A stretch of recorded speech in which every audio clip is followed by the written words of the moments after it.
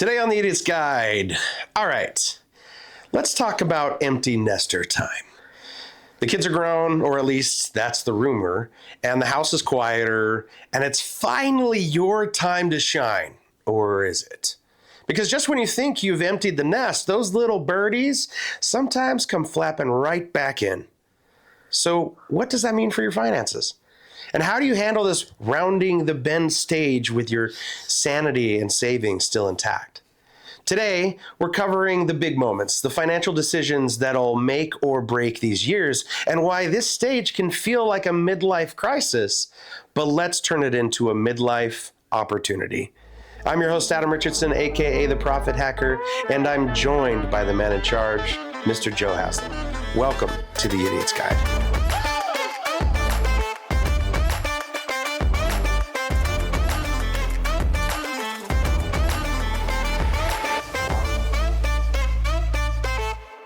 So the more that I think about this time of my life, I'm not there yet. But it sounds like you might be there sooner than later. So I'm gonna maybe, like, there's some things that we can talk about here, but I'm gonna let you drive since you're about to embrace this, with open arms. No, the reality is I was trying to kind of put myself in those shoes. And I think that the age that my kids are right now, my oldest would be, by the time I hit 50, so 50 years old, I'm 43. So, in 7 years, my son will be 25 or 23. Okay. And then my other son will be 21. My daughter will be like 15 and terrible and a nightmare. And I'm excited. No, I'm not excited about that. So I won't be an empty nester yet at 50, but in that decade, I will be, hopefully, But, I've had the conversations with my oldest that he's like, yeah, when I graduate, I'm going to have my girlfriend come in and, like, we're going to live in my room. And I was like, fat chance, sorry, but no, not. Like, first off, you don't even have a door to your room. You have a curtain for a bedroom door. Like, we made a space in our house into your room. Like, that is what we did. There's no way I'm going to put two humans in that space, first and foremost. Second, go get a freaking place if you want to live together. You don't even have a driver's license, bro. Stop forward thinking that far until you do that first. Anyway, that's a different conversation. That's a now. But if I think about these years down the line, I pray that he's not as unintelligent of a kid anymore. He's probably still going to be there. Well, we went through that state, in earlier videos. We talked about how that's where you learn to make mistakes. And, yes. And you grow during that stage. Yeah. I just wish you don't say things. Like, don't use words in those mistakes. Like, yeah. Now we're talking about the parents during that stage. And so it's, when you're in this, 50-year-old stage, this is the pre-retirement empty nester. This is that, it's now back to you, just like it was when you were in your early 20s. But now you actually have experience and wisdom and money. That's true. Yeah. Like, sometimes that can be a very, very bad combination. You can. I think, your kids are leaving home, at least for the moment. And then, you have a chance to kind of shift some of those priorities and really look at yourself. Like, we emphasize a lot on past episodes, don't neglect the self-care. Now it's like self-care on steroids. Like, you can be like, well, I want to take up whittling. Why? Because I can. You're like, I don't have a kid to going, mom, dad. You're like, would you just find something to do, please? I think someone is really looking forward to this stage of life. Can you tell? So my wife and I our kids are at the age now where like we can take a trip over a weekend and leave them with, by themselves with enough junk food to survive on for at least a month, and they'd be okay. Like hopefully, I still have people watching the house. Like I did that. Like just the other weekend, we left for the weekend, 2 nights, and got home late that next night. So it was technically 3 nights. They have to self-manage, feed themselves, make sure they clean up messes to a point, all that kind of stuff. And we came home and the house was not on fire. It was good. I think my oldest did dishes. I was like, who are you? Wow. It's not even your week. See, that's the advantage. Give your kids a little bit of responsibility and maybe they will learn. So slowly. But it's kind of getting a taste of that where like once it gets to this, it doesn't take as much planning then to go, man, you want to go somewhere for the weekend? You're like, well, we don't have to because we're not getting away from anything at this point. We're just, like I can mow the lawn and sit and whittle and do whatever I want because I can. And I don't have mom, dad, like it's wonderful. It sounds wonderful. Even when my daughter is that teenage year where she hates my guts and never wants to see me, that sounds super quiet to me. Like right now, she's still very much like, oh, hey, I'm always there. So like she still is very much about coming to see us and doing all that check-in stuff. Yeah. My boys are both at that age where they're like, will you, like, is it okay if I just disappear for 48 hours and you don't, like, I'll make sure I eat. And I was like, well, that's cool. As long as you shower, like, I don't like, you can eat. Great. I want you to do that too, but shower. That's more important to me. Like, teenager stink. But I love it. You know what I mean? Like, your house will definitely smell a lot nicer once you're finished. That's just right now. The only thing that helps is candles. But one of the things that you run into when you get into this empty nest stage is you feel like you've been restricted for so long because you've been focusing on either work or kids or both or all of the above, and your life has been so focused on this that suddenly there is this freedom. Now, if you remember, if you watched the video when we talked about early stages, so the 18 to 25 stage, it's the same thing. You suddenly have freedom and you suddenly have a job and you have money and you go out and you blow it all. And the same thing can happen in this stage of life. I think, but you said something earlier where you also have wisdom. Yes. So you've experienced the, like, surprise, you have a utility bill, you're like, oh, I know that. That's just it's a part of, it's like a growth on the side of my body, like. Yes. And you're more used to that. But in this stage, you're thinking, oh, let's go on vacation 10 times a year and we're going to do all this. And then you realize at the end of that year, oh, all our savings is gone. Well, especially we can pay our normal bills, but all of our savings is gone. What happened to it all? Yeah. Well, you did a whole lot of stuff that you probably shouldn't have done.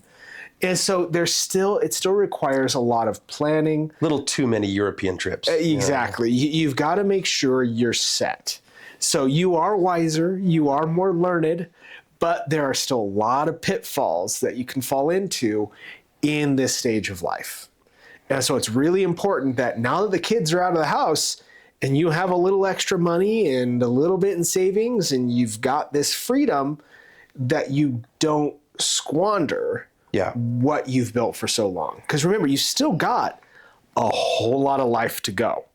And you've got kids that are suddenly on their own for the first time.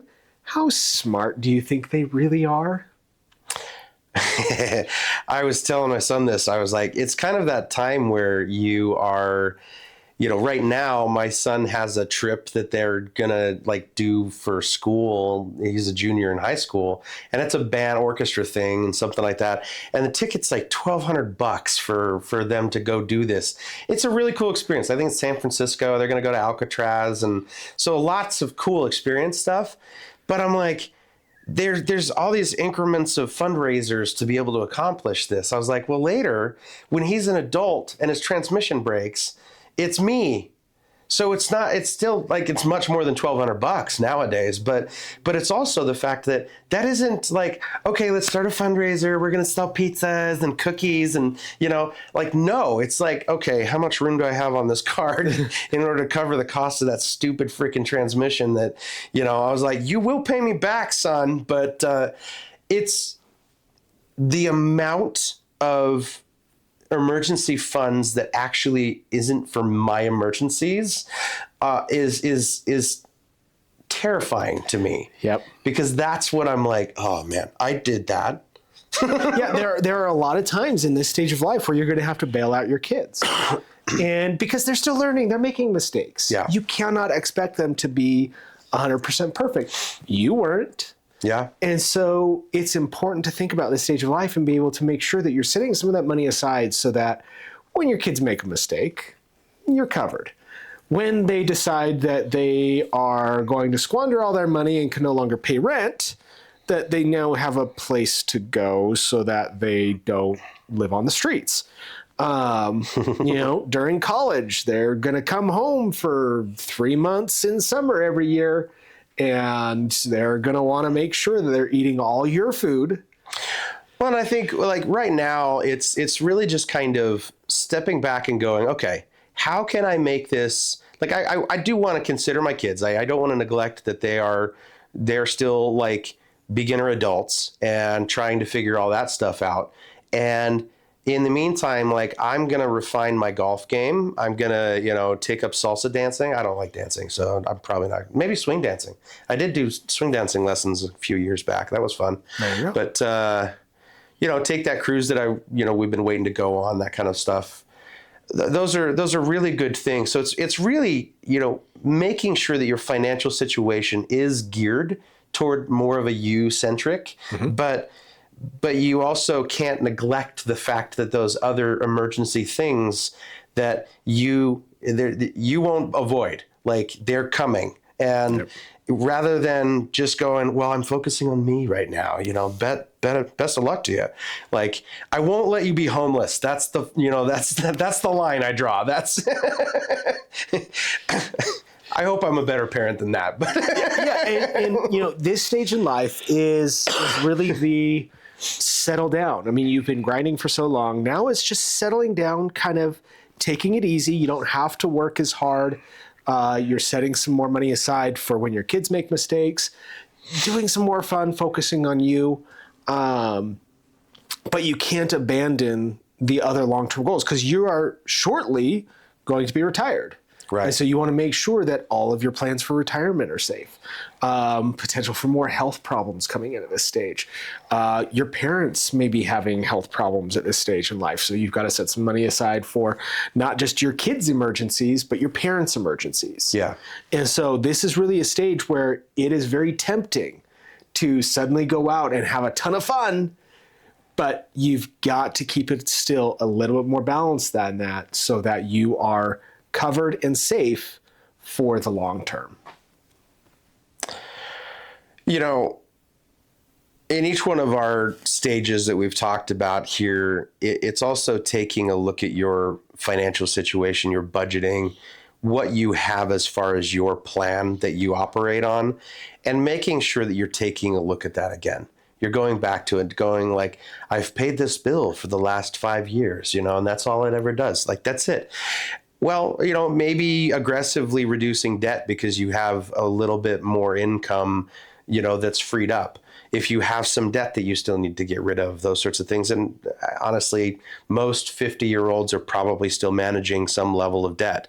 That's okay. But it's just a matter of going like, how much am I focusing on this right now? Like, if I can aggressively go after it, that means that later my situation is going to be better, Also looking at the long-term, goals of that retirement, that legacy stuff, and planning forward, because it is it's soon approaching. But hey guys, if you're enjoying the content, don't forget to subscribe. Join our awesome community. It's quick, easy, and you'll never miss out on the latest videos. Hit that subscribe button now, and let's grow together. So this next part is really about kind of what we've been talking a lot. This is more emphasis on this, but it's that the fact that it's not an empty nest, it's just a nest. It is only a temporarily empty nest that will occasionally refill and then empty and then refill and then empty and then refill and then empty. I think it's kind of like an Airbnb nest. You know, like you have the in and out. It's a revolving door of possibilities. It's so they come back. There's lots of different things, but there's different reasons why. I remember, right before my 30s, I turned 30, 29, 30 years old. I had to move back with my parents, and it was a life situation in my life that merited this. I had my firstborn. He was 1 year old when, it was about 2.5 by this age when we moved into the basement of my parents' house, back to my bedroom when I was a teenager. And it was a weird feeling, but it was one of those where it was like, I was grateful that my parents were willing to catch me, even at that age, to go like, man, they could, I didn't want that to be the case, but my life circumstances kind of said that. Well, since then, I've, built a pretty decent life here in Utah, but if it wasn't for that, I look at other situations where, each one of my siblings for a period of time have been back to there. So it's kind of like this. It's not like, they leave and they never come back. It's they leave, then they come back, then they leave again. And then they, it's this, what is the world's slowest boomerang, Yeah. It's, I just think of it as just like, it's Throw not them out there and, oh, wait, it's coming back. yeah, eventually. Dang it. So, and things happen. Emotional things happen in life where it forces you back into your parents' home. Financial things happen that force you back into a parent's home. And these aren't because of anything that is inherently done wrong. Now, there are situations where kids are just lazy. We're not talking necessarily about those situations because, in my opinion, if you've got a lazy teen, you just kick them out. Well, and I think that's an element to express is it's having a good boundary that you recognize. Look, if you have an emergency situation or a life that merits them to come and recover something in your home, be that. Absolutely. But if this person's like, man, I can't seem to find a job that I like, you're like, wow, that sucks. Yeah. Keep trying harder. You should just find a job. Like, yeah. Don't like remove the I like and just go get money. Like, I don't care what it is at this point. That's your responsibility. It's not mine. Stay out of my house. Yeah. But, layoffs happen, and that's not the responsibility of the child. I mean, that just happens. Businesses have financial issues and people get laid off. That happens. Family issues, medical emergencies that necessitate them taking time off from work where they're not making any income and they've got to have a place to live.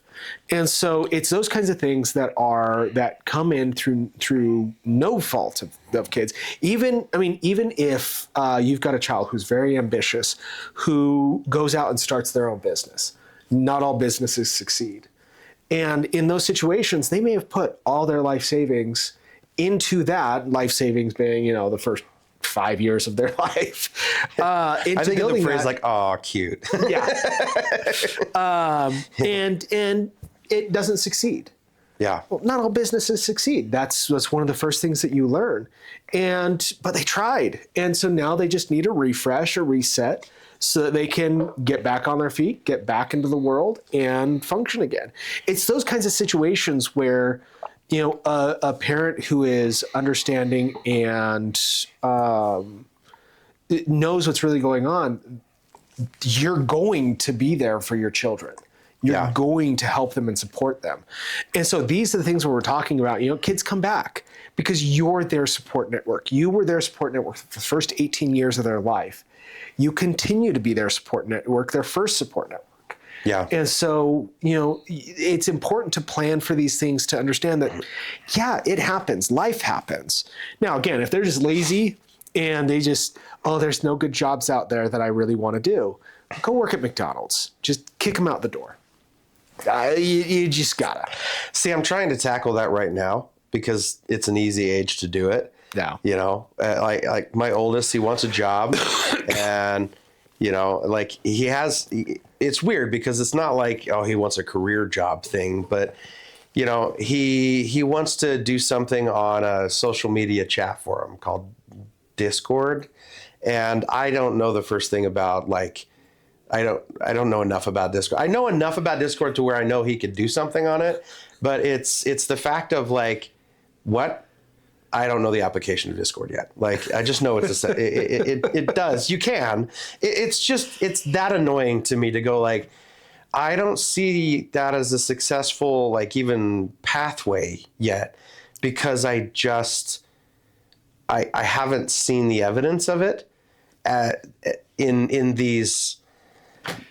mass, in essence. All I know of Discord is that it's a way to communicate with people that, you creators that you like or anything like that. So it's a community communication. So we have a Discord. Yeah. This is not a segue. We have a Discord for our Patreon. And if you join Patreon, then you get access to our Discord where you can communicate with us, talk about, upcoming topics, anything like that. Literally not a segue, but hey, it fits. So, join our Patreon. What is that website, Joe? Patreon.com/HPF_TIG. Yeah. Or is it TIG HPF? I have no idea. I think it's HPF_TIG. It'll be up on the screen or in the comments or in the description. Yeah, the editor will take care of that. But yeah, it's those kinds of things. I mean, I was talking to, so yesterday was Thanksgiving for us when we're recording this. And I had some friends over and my friend's little brother, we were talking about stuff and, he really likes gaming and he loves computer science, building computers, taking them apart, things like that. So we were talking about, what kind of application would that have? And so we started talking about tournaments and, gaming as a career, which is a legitimate career for kids that are really good at gaming. Yeah. And so he's actually going to start looking into that and seeing if he can start joining tournaments and other kinds of things like that, where he can see how to make money on that. Because it's for gamers, it's very much like sports, where you've got actual teams, you've got sponsors, you've got a whole world of possibility. And then when you retire from the gaming world, then you work as a consultant or whatever in the computer world. Yeah. And so, but the idea is you don't just, you've got to push them to find something. And, that's where, talking to them about, look at this, it's something that you enjoy, but, so it's not about just lazy kids. You've got to get them out there. But again, talking about in this stage of life, the empty nester, it is not really empty nest because life happens and your kids may come back home because of things that happen. But supporting them doesn't mean funding their life or their lifestyle. So you want to help encourage them. You want to help develop them, but it's helping them plan for their future and protect yours in the process of that. Right. So you're not just losing your shorts because your kid shows up, and they need your help. It's a both end. But you don't want to enable them to just be dependent on your money to come to the rescue all the time. My kids in their teenage years, they're like, well, how else do I get stuff? You're like, you're right now, but later I'm going to make, when you have a job, it's go get a job. Yep. You want it, go get it. It ain't me, bruh. So, all right. Empty nesters or almost empty nesters. Joe, now that the kids are out, or maybe just mostly out, it is time to focus on you. Whether you're planning for retirement, dreaming of downsizing, or just trying to figure out how to enjoy this next chapter without financial stress, we've got the perfect solution for you. Introducing Financial Empowerment Membership. It's designed to help you take control of your finances during this empty nest phase of your life, and with expert advice, easy to use tools, and a community of like-minded folks. You'll learn how to tackle everything from healthcare costs to travel funds and still have enough to spoil those grandkids or yourself along the way.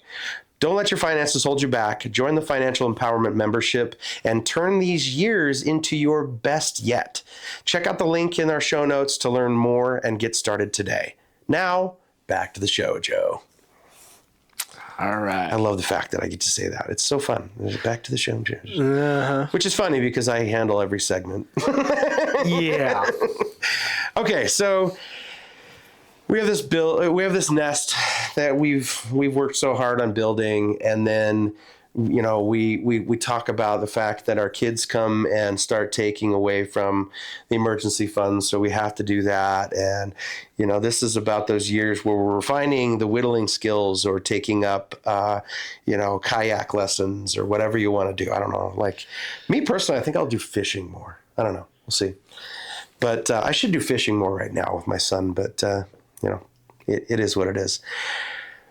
Retirement in this time of life is really on the horizon. You can see it if it's not already there. And really, that's the time where you are focusing on enjoying the spoils of your labor, like the fruits of your labor in essence, and ensuring that that long-term situation looks nice and comfortable and secure. Yeah. Right? Yeah. And I mean, when you think about retirement, and that's why it's important to think about retirement in this stage. Our next stage is going to be talking about retirement, the retirement stage. But at this stage, you're really thinking about retirement. And when you start thinking about retirement and you realize, okay, the average lifespan, so if I live to be 100 years old, okay, now that's not the average lifespan. I think the average lifespan right now is like 70 to 80. But if I live to be 100 years old and I retire at age 55, that means that I have to sustain myself for 45 years without an income. That's a lot of years. So if you look at how much you spent over the last, 55 years of your life, but look at what your average annual expenses are, even without kids and everything like that, you're probably looking at a good maybe $30,000 a year, assuming your house is paid off and all these things are already done. Yeah. So if you're looking at $30,000 a year for 45 years, even the dink median income is still if you have a house, it's like 140,000. Oh yeah. That's what I'm saying. If you're retired, you're not doing anything, you have a paid off house, and that's all you have. You're looking at $30,000 a year. That is less than $3,000 a month to be able to plan for. Right now, that's not groceries. Well, you also got kids. I do. But, you're right. You're looking at you're feeding two people, no other expenses. Your house is paid off, so you've just got utilities. Your cars are paid off, so you've just got gas occasionally, but you don't have to go to work, so you're not going anywhere. You're not taking any vacations because you're on a permanent vacation in retirement. Yeah. And so there's $30,000 is the minimum. That's if there is a best case scenario and you are bored every day. Okay. Yeah. If you want more than that, it's going to be more money. But you're looking at least $1.5 million. $1.5 million if you retire at age 55 to be able to sustain you until you're 100. And that's without inflation. Because after 45 years, that's a lot of inflation. That money's going to dwindle pretty quick. Yeah. And so that is, you need $1.5 million set aside by the time you're 55 if you want to retire then. And that's the bare minimum. Dang. So if you think about if you want to live a nicer lifestyle, so let's say $60,000 a year. That's reasonable. That's taking the vacations, that's living a good lifestyle, traveling, doing a lot of that fun stuff. $60,000 a year. You're looking at $3 million over the next 45 years. $3 million set aside in the bank at age 55. If that's when you retire. You were getting on my case earlier about how dark and depressing I was being, and right now you were really, really depressing me. Well, this is why it's so important to look at this. Now, if you shorten that, I'm not going to live to 100, I'm just going to live to 80. Okay? We'll get into why that's a problem in a second. But if you plan, 80 years old, so I'm 55, so that's just going to be another 25 years. Okay, so 25 years at $60,000. You are looking at, that's $1.5 million. So in order to live comfortably and retire by the time I'm 50, I have about, 7 years left to work on this, but I have to make in the tune of comfortably around 10 million. Then I'm good. Yeah. I should be all right. Consistently. That's not living a millionaire lifestyle. That's just I'm good until I'm 100, and my wife is too. Yep. Yeah, and that's the thing is, in this stage, you're an empty nester. Don't just quit. Don't just spend all your money. This is the time where you've got a little bit set aside. Now you're going to work for a little while to raise that level up significantly, so that you've got that money set aside so that you can retire, say, when you're 60. Here's an interesting concept about that. I like this. I like this idea where you have this, you have the life experience, you have the financial experience. Like you've been hit by all sorts of things. So you're not really surprised by much at this point. Yeah. So with that wisdom, you get the discernment, and then, all of a sudden, you have the freedom of flexibility to really refine what you're doing, and you are now a master at it. So use those mastermind techniques to really do this and drive it home, so that over the next 10 years, you are banking and you're good. You've had a lot of time to go 1,000 different directions, and now you're okay, I get to zero in for the next foreseeable season of my life through an empty nester, so that if the distractions aren't there at night, I'm not struggling to get kids to bed. I'm okay, at this hour at night, I can work on this technique or this aspect of whatever my plan is. And man, dude, but some people are I'm a bus driver and I really enjoy that. And that's what I'm doing. You're okay, but hopefully they have some kind of retirement plan that you've put in place for those many years that you've been mastering bus driving. Right. But me, I'm an entrepreneur, so I'm I can't not. I think of this as holy cow. That's going from high school sports to college sports when I'm my kids are teenagers. When I'm an empty nester, I am a pro athlete right there. That is what that is I'm using everything I have learned, and I am putting it all in right there. Yeah. Because I know right now is the most opportune time for that to pay off. Yeah, and I think the biggest takeaway is work as long as you can. Live in this empty nester stage as long as you can before you retire. I'm not saying, work 100 hours a week. I'm just talking about work as long as you can, and then retire. Now, one of the problems with a lot of people will plan on, I'm only going to live till I'm 80. Well, so they look at their retirement plan, they look at how much money they have. Okay, this will take me till I'm 80 years old.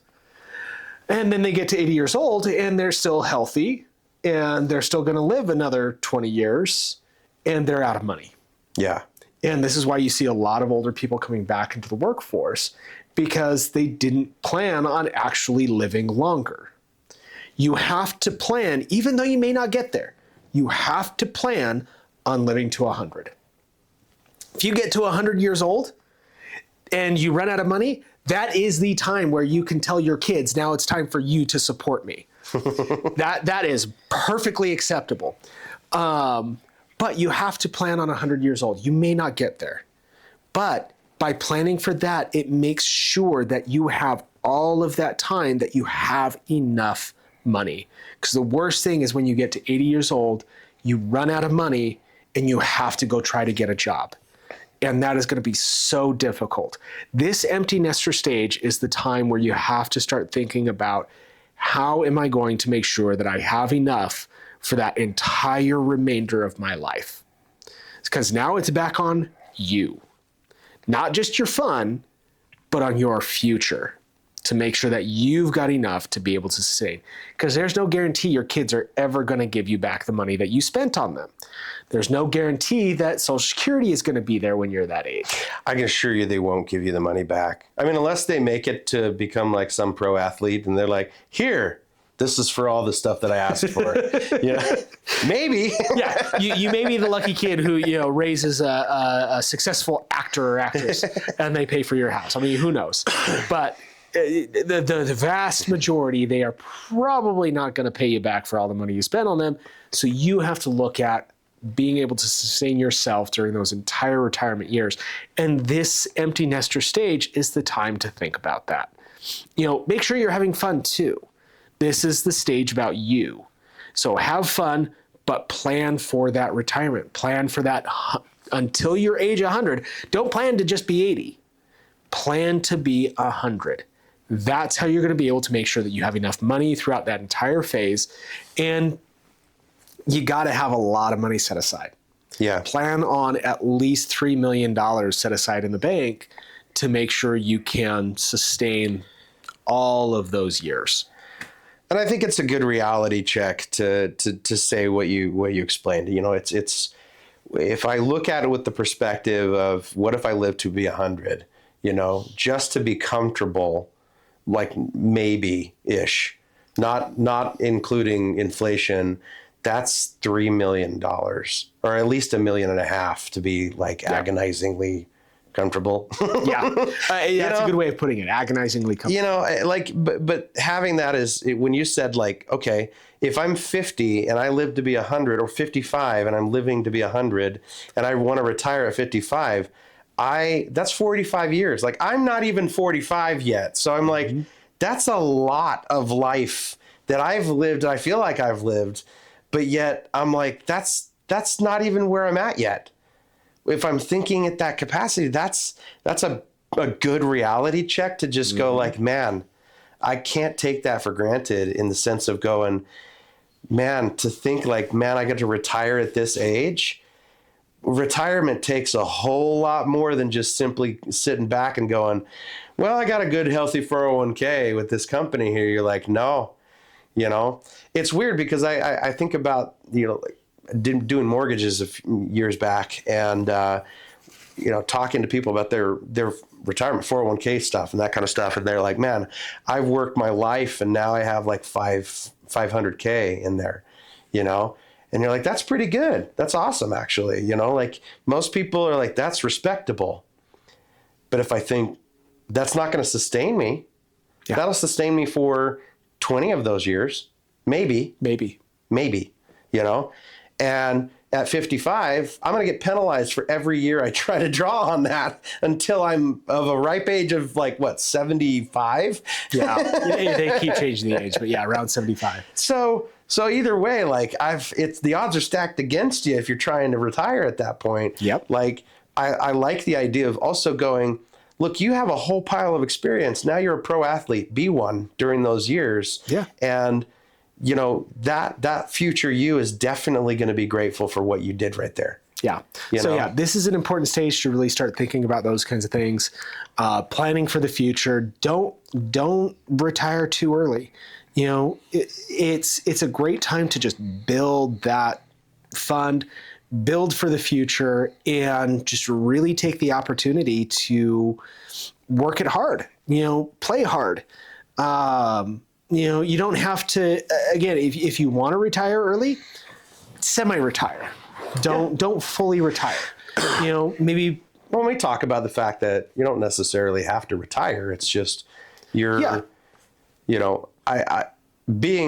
entrepreneurial minded, it's a little bit different when we think about the idea of generating money isn't a 9 to 5. It is finding avenues to generate money doesn't require our hours. Yeah. It is trying to make those things count. So that's kind of partially in a sense of retiring, is, a fruitful hobby is a benefit.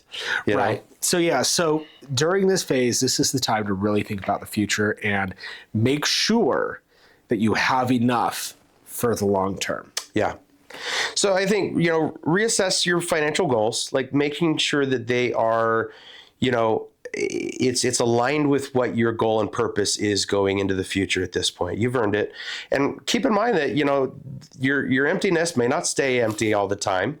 So, but making sure that you have those appropriate boundaries in place so that you're not enabling somebody to just be a freeloader because you just pay for everything and they don't need to go get a job. You need to enable them to be responsible adults, because that will help them in their future as well. And then don't forget to plan, the fun stuff in your life, the things that, keep your mental health strong, so that you have that rest, you have that in mind, but don't lose sight of the long-term vision of what you need to accomplish for your future. That's something that, the future you obviously is going to continue being grateful for what you've done here, even when that future you is on the horizon at this point. But, empty nester time isn't just about what you've done for others. It's about, creating the life you've always wanted. So the most important thing is embrace that freedom. It feels good. Continue to make good choices, smart choices. But I think most importantly is enjoy the moments. Enjoy everything. Enjoy all those moments. Even when you have that nest packed full of kids again, it's you're going to be chasing grandkids around and, telling your kids, you're like, I retired from changing dirty diapers. So that's your responsibility if you're here. Oh yeah. So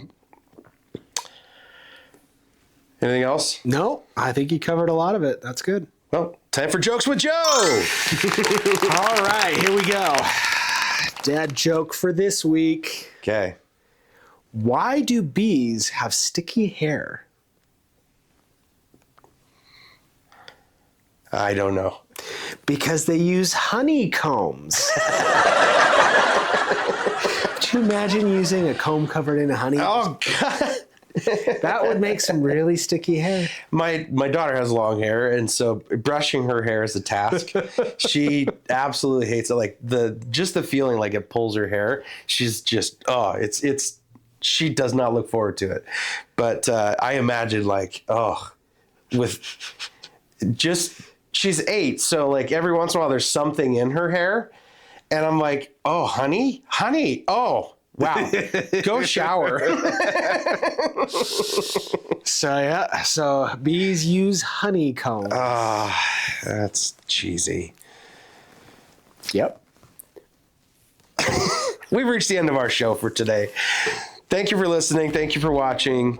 Remember, life's too short, so keep laughing, keep learning, and remember, idiots have way more fun. Check your shoes.